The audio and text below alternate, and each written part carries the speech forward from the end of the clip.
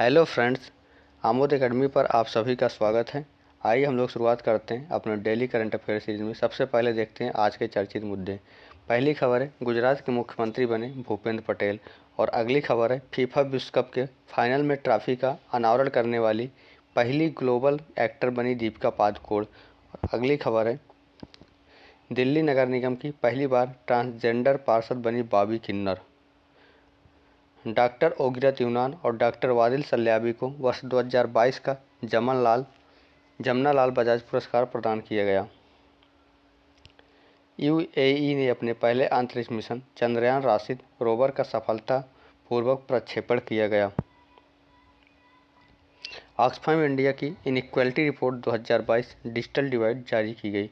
आइए हम लोग इन्हीं खबरों को विस्तार से देखते हैं। शुरुआत करते हैं अपनी पहली खबर से। पहली खबर है, गुजरात के मुख्यमंत्री बने भूपेंद्र सिंह पटेल। आइए हम लोग इसके बारे में विस्तार से देखते हैं।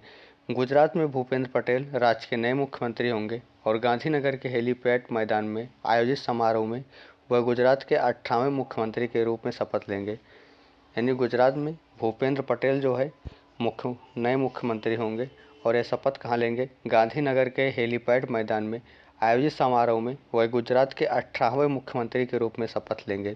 पार्टी पर्यवेक्षकों और वरिष्ठ नेताओं राजनाथ सिंह, अर्जुन मुंडा और BS येदियुरप्पा की उपस्थिति में उन्हें विधायक दल का नेता चुना गया। मुख्यमंत्री के रूप में भूपेंद्र पटेल का यह लगातार दूसरा कार्यकाल है। यानी भूपेंद्र सिंह पटेल गुजरात के दूसरी बार मुख्यमंत्री बने हैं। गुजरात विधानसभा चुनाव 2022 का नतीजा 8 दिसंबर को घोषित किया और भारतीय जनता पार्टी की यह लगातार 7वीं बार विजय हुई है। यानी भारतीय जनता की पार्टी लगातार 7वीं बार सरकार उनकी बनी है। और गुजरात में कितने सीटों पर चुनाव हुआ था? 182 सीट पर चुनाव हुआ था, जिसमें से 156 सीट बीजेपी को मिली। कितनी? 156 सीट बीजेपी को मिली है। आइए हम लोग अगली खबर देखते हैं। अगली खबर है, फीफा विश्व कप के फाइनल में ट्रॉफी का अनावरण करने वाली पहली ग्लोबल एक्टर बनी दीपिका पादुकोण। आइए हम लोग इसके बारे में विस्तार से देखते हैं। फीफा विश्व कप का फाइनल मुकाबला 18 दिसंबर को कतर के लुसैल स्टेडियम में होगा। मशहूर अभिनेत्री दीपिका पादुकोण फाइनल्स के दौरान फीफा विश्व कप ट्रॉफी का अनावरण करेंगी। यानी फीफा विश्व कप का फाइनल मैच 18 दिसंबर को कतर के लुसैल स्टेडियम में होगा और मशहूर अभिनेत्री दीपिका पादुकोण फाइनल्स के दौरान फीफा विश्व कप ट्रॉफी का अनावरण करेंगी। ऐसा करने वाली दीपिका पहली ग्लोबल एक्टर बन जाएंगी। वह देश की सबसे लोकप्रिय हस्तियों की सूची में शामिल है। टाइम ने उन्हें 2018 में दुनिया के 100 प्रभावशाली लोगों में नामित किया है और 2022 में उन्हें टाइम 100 इम्पैक्ट अवार्ड से भी सम्मानित किया गया है। यानी दीपिका पादुकोण को टाइम्स ने उन्हें 2018 में दुनिया के 100 सबसे प्रभावशाली लोगों में शामिल किया और 2022 में उन्हें टाइम 100 इम्पैक्ट अवार्ड से भी सम्मानित किया गया। और Deepika Padukone live love up foundation की संस्थापक हैं। दीपिका पादुकोण किसकी संस्थापक हैं? लिव लव फाउंडेशन की संस्थापक हैं, जो भारत में मानसिक स्वास्थ्य पर जागरूकता पैदा करता है। इसी साल उन्होंने कांस फिल्म फेस्टिवल में भी भारत का प्रतिनिधित्व रखा था।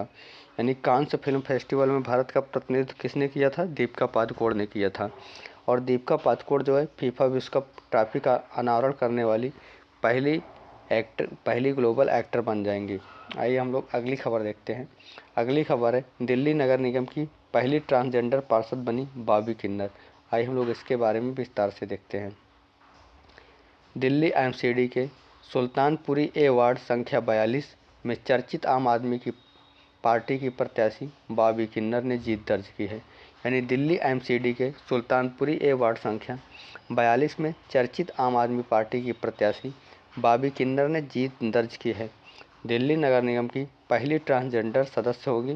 यह पहली बार था जब आम आदमी पार्टी ने किसी ट्रांसजेंडर को चुनाव में उतारा था। भारतीय जनता पार्टी की एकता जाटव को मात दी। यानी बॉबी किन्नर ने किसको हराया? भारतीय जनता पार्टी की यानी बीजेपी की एकता जाटव को मात दी। आम आदमी पार्टी ने अपने पूर्व पार्षद संजय का टिकट काटकर बॉबी किन्नर को मैदान में उतारा था। साल 2017 में दिल्ली में MCD चुनाव में बॉबी किन्नर निर्दलीय प्रत्याशी के तौर पर चुनाव लड़ी थी और बॉबी हिंदू युवा समाज एकता आवाम आतंकवाद विरोधी समिति की दिल्ली इकाई की अध्यक्ष भी है। आइए हम लोग अगली खबर देखते हैं। आइए थोड़ा पहले कुछ भारत में प्रमुख ट्रांसजेंडर महिलाओं के बारे में जान लेते हैं जो प्रमुख पदों पर रही हैं। ऐसे भारत की पहली ट्रांसजेंडर जज कौन है? जोइता मंडल थी। भारत की पहली ट्रांसजेंडर जज जोइता मंडल थी, लोक अदालत जज 2017 में पश्चिम बंगाल में। भारत की पहली ट्रांसजेंडर पुलिस अफसर यास्नी, कहाँ पर? तमिलनाडु। भारत यानी पहली भारतीय ट्रांसजेंडर कॉलेज प्रिंसिपल मानवी बंदोपाध्याय 2015 में कृष्णनगर वुमेन कॉलेज पश्चिम बंगाल। पहली भारतीय ट्रांसजेंडर MLA शबनम मौसी कौन है? शबनम मौसी 1998 से 2003 तक मध्य प्रदेश विधानसभा की सदस्य रह चुकी हैं। पहली भारतीय ट्रांसजेंडर सैनिक साबी 2010 में इंडियन नेवी में इंजीनियरिंग डिपार्टमेंट ज्वाइन की थी। भारत की पहली ट्रांसजेंडर वकील Satyashri Nirmala miss trans global 2021। भारतीय श्रुति सितारा केरल की थी। आइए हम लोग अगली खबर देखते हैं। अगली खबर है डॉक्टर ओगिरत यूनान और डॉक्टर वादिल सल्याबी को वर्ष 2022 का जमनालाल बजाज पुरस्कार प्रदान किया गया है। आइए हम लोग इसके बारे में विस्तार से देखते हैं। जमनालाल बजाज फाउंडेशन ने 8 दिसंबर 2022 को जमनालाल बजाज 2022 के विजेताओं की घोषणा की है।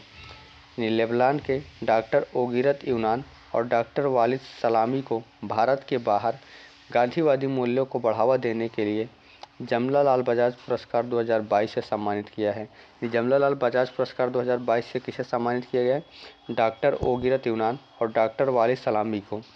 ये कहाँ के हैं? दोनों लेबनान के हैं। क्यों किया गया? क्योंकि भारत के बाहर गांधीवादी मूल्यों को बढ़ावा देने के लिए सम्मानित किया गया है।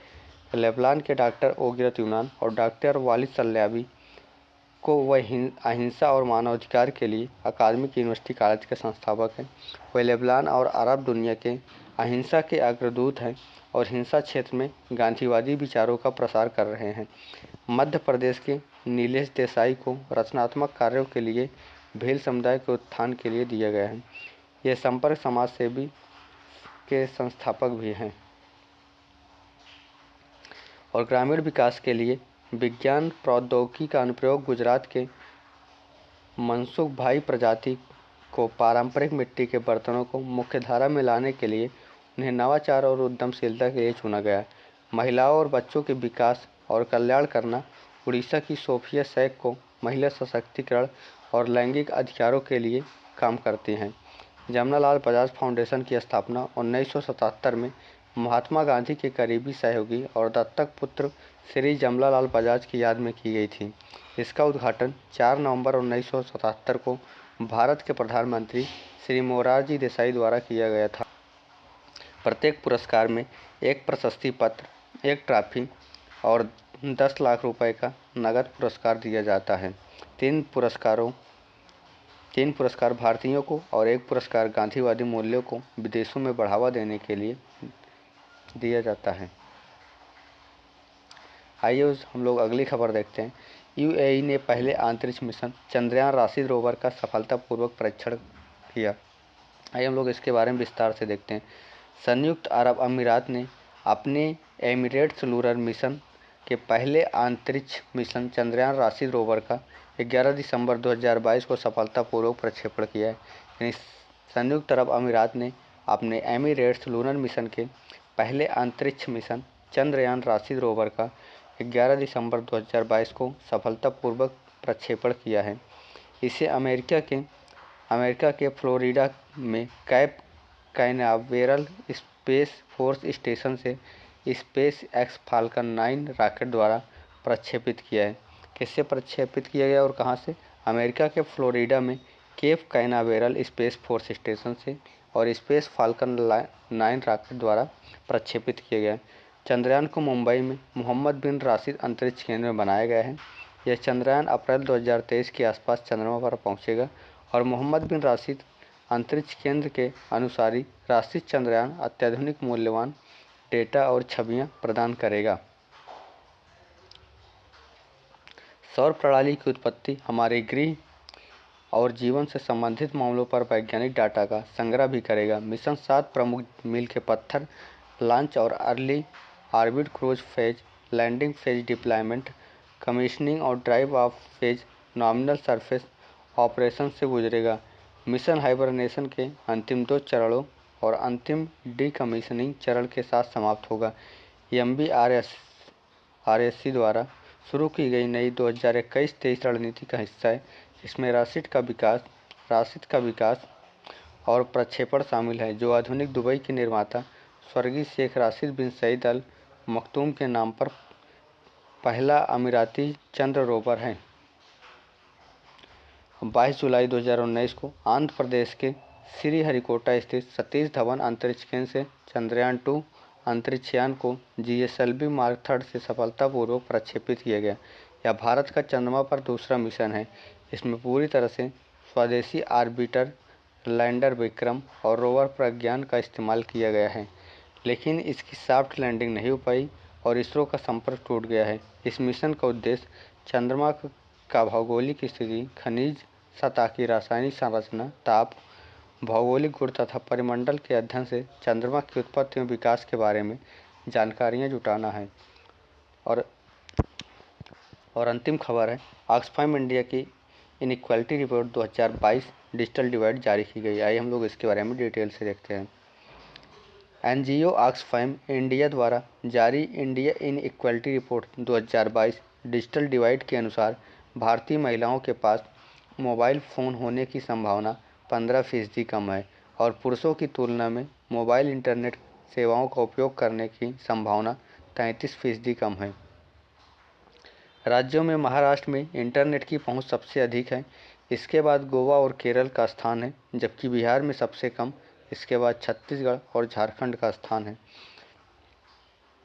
यानी भारत में देखा जाए तो महाराष्ट्र में इंटरनेट की पहुंच सबसे अधिक है, यानी नंबर 1 पर महाराष्ट्र है, नंबर 2 पर गोवा और नंबर 3 पर केरल है, जबकि बिहार सबसे कम है, यानी बिहार निचले पायदान पर है, सबसे निचले पायदान पर है। और उसके बाद छत्तीसगढ़ और झारखंड है, यानी नीचे की तरफ से देखें सबसे नीचे बिहार है, फिर उसके ऊपर छत्तीसगढ़ और फिर उससे ऊपर झारखंड है। और भारत में इंटरनेट उपयोग करने वाली महिलाएं केवल 1/3 यानी 33% हैं।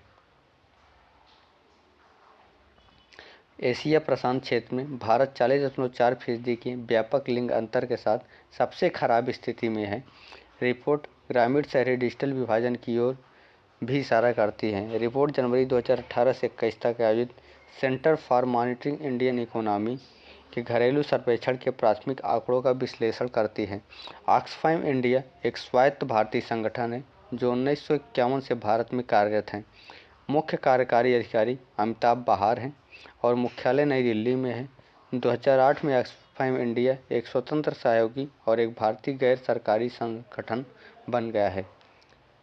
आइए हम लोगों ने आज जो पढ़ा उसको एक बार रिवाइज करते हैं जल्दी से। यानी गुजरात के मुख्यमंत्री कौन बने? भूपेंद्र सिंह पटेल बने हैं।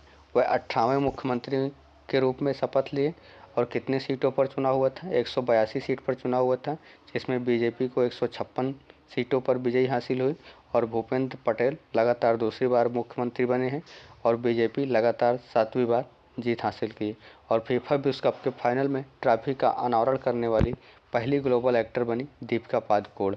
और दिल्ली नगर निगम की पहली ट्रांसजेंडर पार्षद बनी बॉबी किन्नर, या आम आदमी पार्टी से सुल्तानपुरी ए वार्ड संख्या 42 से जीत दर्ज की है और बीजेपी की एकता जाटव को मात दी है।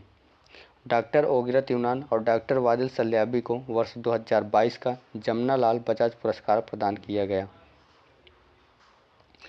UAE ने अपने पहले अंतरिक्ष मिशन चंद्रयान राशिद रोवर का सफलतापूर्वक प्रक्षेपण किया है। ऑक्सफैम इंडिया की इनइक्वालिटी रिपोर्ट 2022 डिजिटल डिवाइड जारी की गई और इसके अनुसार भारतीय महिलाओं के पास मोबाइल फ़ोन होने की संभावना 15% कम है और पुरुषों की तुलना में मोबाइल इंटरनेट सेवाओं का उपयोग करने वाली संभावना 33% कम है। और राज्यों में देखा जाए तो महाराष्ट्र नंबर 1 पर है, इंटरनेट की पहुंच में सबसे अधिक है, यानी महाराष्ट्र जो है इंटरनेट की पहुंच में सबसे अधिक है। और दूसरे नंबर पर गोवा, तीसरे पे केरल है, जबकि सबसे निचले पायदान पर बिहार है, उससे ऊपर छत्तीसगढ़ से ऊपर झारखंड है। अगर वीडियो अच्छा लगा हो तो लाइक शेयर और सब्सक्राइब जरूर करें। Thanks for watching this channel.